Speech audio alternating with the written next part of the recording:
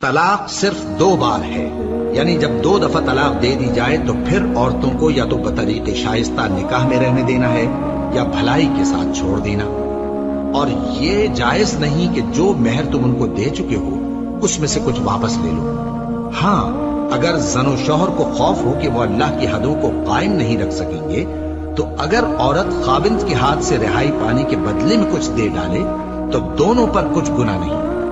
یہ اللہ کی مقرر کی ہوئی حدیں ہیں، ان سے باہر نہ نکلنا، اور جو لوگ اللہ کی حدوں سے باہر نکل جائیں گے وہ گناہگار ہوں گے۔ پھر اگر شوہر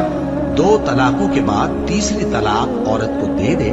تو اس کے بعد جب تک عورت کسی دوسرے شخص سے نکاح نہ کر لے اس پہلے شوہر پر حلال نہ ہوگی۔ ہاں، اگر دوسرا خاوند بھی طلاق دے دے اور عورت اور پہلا خاوند پھر ایک دوسرے کی طرف رجوع کر لیں تو ان پر کچھ گناہ نہیں، بشرطے کہ دونوں یقین کریں کہ اللہ کی حدوں کو قائم رکھ سکیں گے، اور یہ اللہ کی حدیں ہیں، ان کو وہ ان لوگوں کے لیے بیان فرماتا ہے جو علم رکھتے ہیں۔